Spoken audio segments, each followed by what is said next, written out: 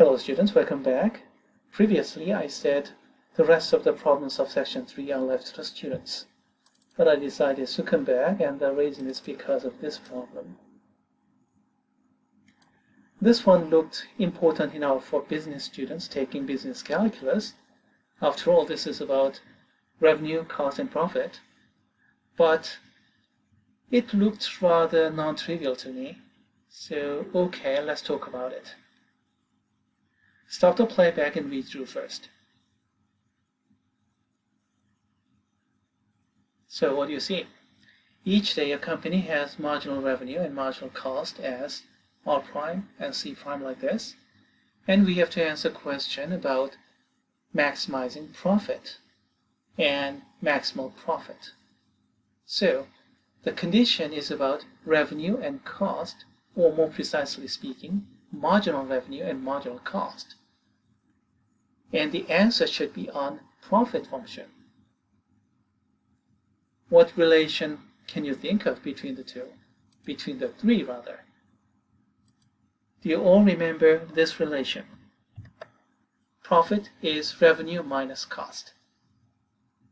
So one way to do this is to find out R of x from this R prime of x and C of x from the C prime of x and subtract one from the other, then we're going to get the profit function. Okay, once I have the profit function, I can do the regular optimization. Take the derivative, set it equal to 0, and so on to find out the maximizing profit. You see, daily production level to maximize the profit. So x value for the maximal profit, and then the maximal profit itself. So the latter half of the problem can be done pretty much the same as any optimization we had been working on.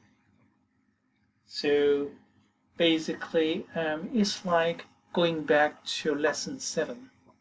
Was it lesson 7? I think so. The second method is to focus upon the marginal profit. From here, if you take the derivatives, P prime is R prime minus C prime. And R prime is right here, and C prime is right there. So P prime can be calculated by subtracting this minus that. That's an easy computation, and you can go from there. So, which method do you prefer? P first or P prime first? Let's do both.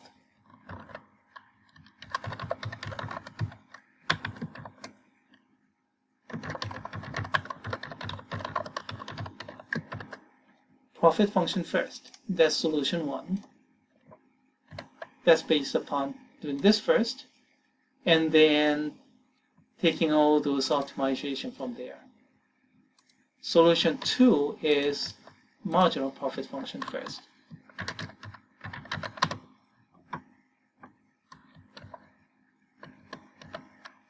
It's based upon this.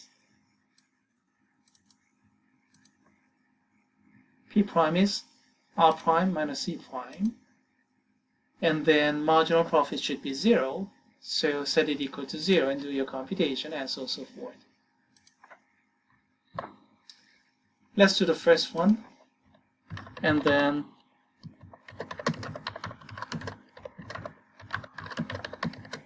let's consider the second problem a little bit later. Okay, alright. So the problem is, I don't know R, I don't know C. How to find out my P?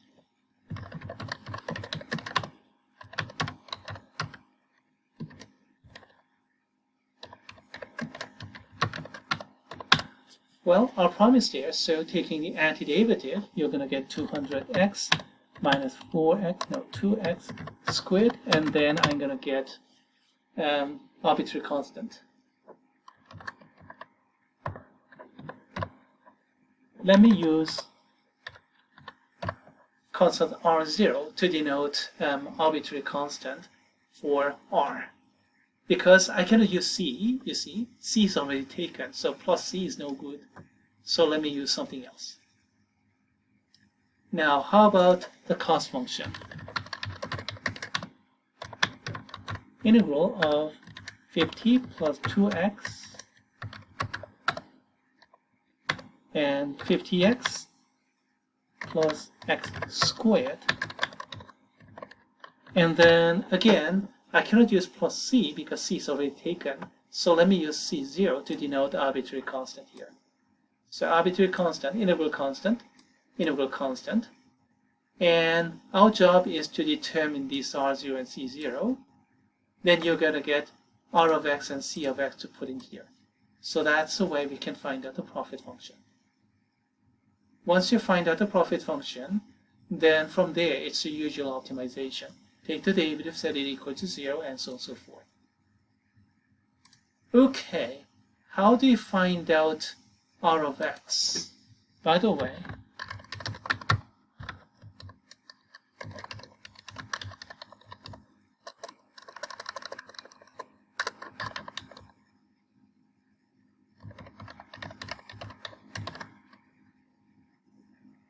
that's step 1.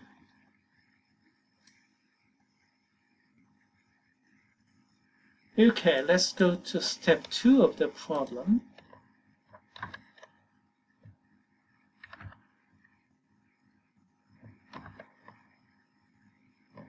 Let's apply the initial conditions.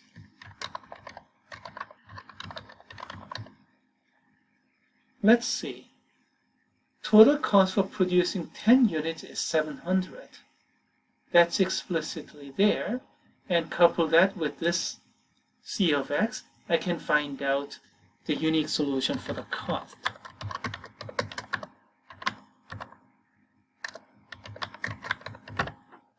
Let's rewrite it in descending order.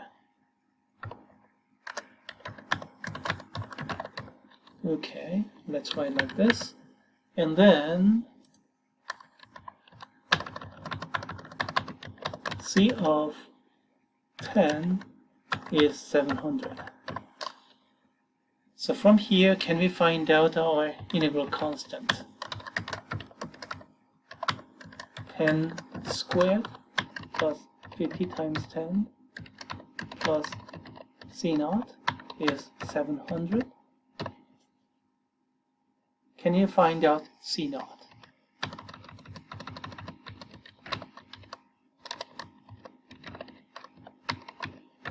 $700 minus 10 squared, so that's 100, and 50 times 10, that's 500.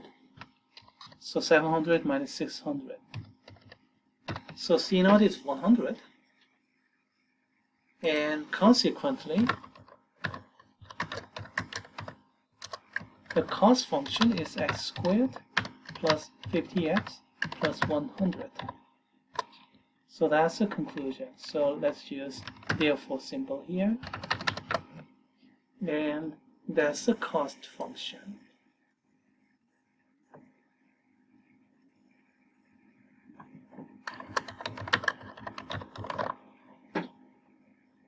Okay, all right. How about the revenue function? Step 3, revenue function.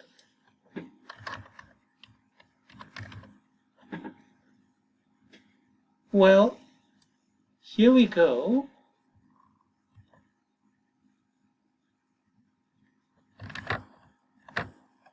So R of x is 200x minus 2x squared. Let me rewrite in descending order like this. And then what is the initial condition?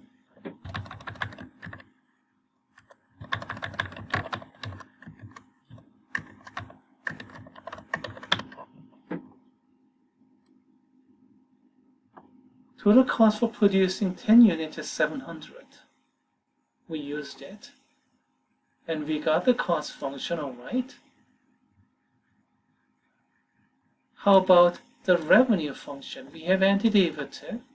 Where in the world is the initial condition for R? Well, here comes business sense.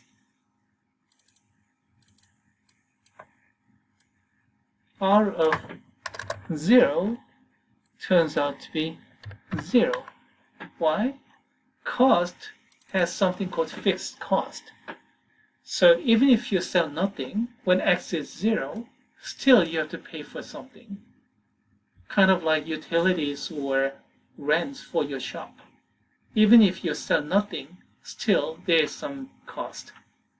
Now for revenue, that's different. If you don't sell anything, if you sell nothing, then there's no revenue. So R of 0 is always 0. So that's 0.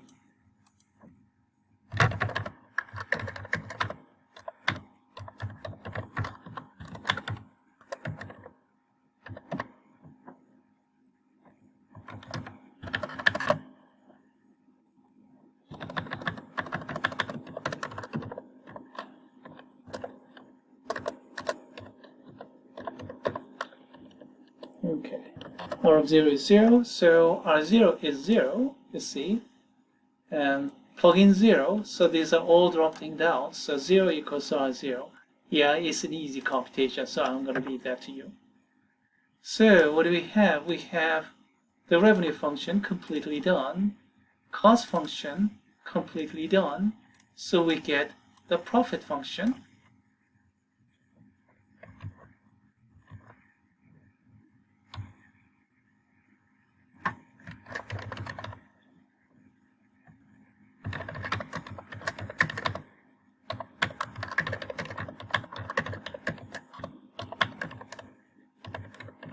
X squared plus 200x minus, oh, by the way, there's a typo here. And then for cost function, let me copy and paste this thing. So this whole thing is turning out to be, oh, let me take an extra step.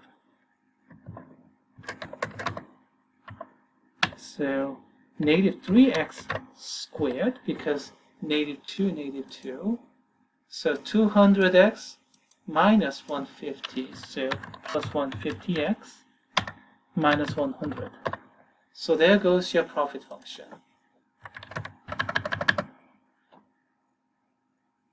Okay, that's the profit function. And once you have the profit function, maximize the profit and find the maximum profit. You can do this just like the usual optimization, right? Step 5, optimization.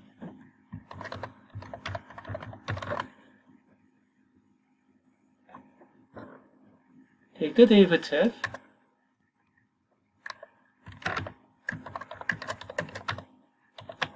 Negative 6x plus 150 equal to 0, and set it equal to 0 to find out x value. X is 150 divided by 6, and that's going to be 25. So you have to produce 25 units to maximize the profit. So daily production level, it should be 25 units. There was one answer. And as for the maximum profit, P of 25, and here is my profit function. And that's 25, and that's 25, and this entire thing is, let's see, what is this entire thing?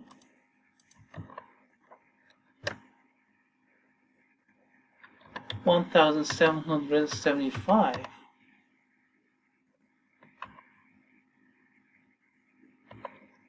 So that's the maximum profit in some units of dollars.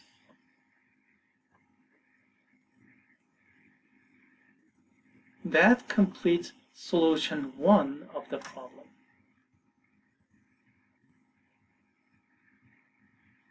Do we have time for solution 2? Let's stop here and let's do it in a separate video.